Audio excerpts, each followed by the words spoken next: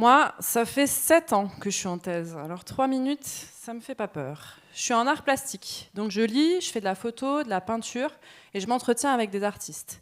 Dans ma discipline, on appelle ce croisement entre pratique et théorie la méthodologie de la création-recherche. Ce qui m'intéresse, c'est les mauvaises herbes, les mauvais gens et le mauvais art. Qui décide que c'est mauvais? Bon, les mauvaises herbes, a priori, on est d'accord, on voit ce que c'est, ou pas. Les mauvais gens, on a peut-être une idée, qui peut varier en fonction de notre âge et de notre histoire. Mais le mauvais art, ce serait quoi? Suivez-moi dans un petit tour spatio-temporel à 3 moments de ma longue thèse. 2019, j'ai 25 ans, je suis en manif. J'ai un rêve, c'est qu'on arrête d'expulser les personnes qui occupent des bâtiments vides. C'est à cette époque que je rencontre Boris Pressec, botaniste au Muséum de Toulouse. Il écrit sur les trottoirs à la craie les noms des mauvaises herbes pour questionner ce qu'on qualifie sans réfléchir de mauvais. Je compare alors l'art fait dans les friches à la permaculture et j'oppose à l'art de l'élite artiste, l'art des millionnaires, que je vois comme de la monoculture industrielle. Je deviens une sorte de botaniste punk. J'emmène mes directeurs de thèse dans des endroits où on fait du graffiti, dans des endroits où on autoconstruit des jardins, des ateliers ou des skateparks. Et j'en tire des méthodes que je ramène à l'université. 2022, j'ai 28 ans. Je travaille dans un foyer d'accueil d'urgence pour dames SDF. Ah, les mauvaises gens.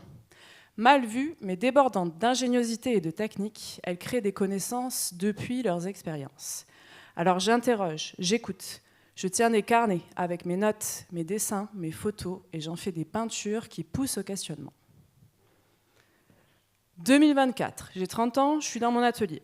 Je me rends compte que la peinture acrylique, la plus utilisée aujourd'hui, c'est du plastique liquide avec des éléments chimiques toxiques. Et ça me plaît pas. Comment, à l'époque de la crise écologique, faire de l'art? Quels gestes, quelles matières, quelles histoires? Ma thèse va servir à trouver des réponses. Je repense alors aux techniques des dames, à leur ingéniosité du réemploi et j'arrête d'acheter du neuf.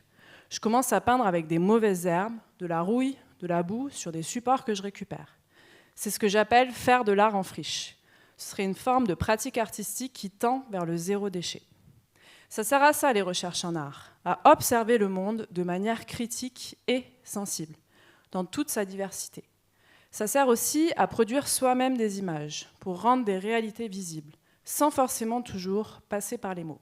Et c'est aussi ça, la création-recherche.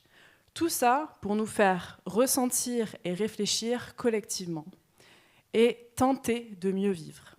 Peut-être même avec un petit chouïa de poésie. Merci.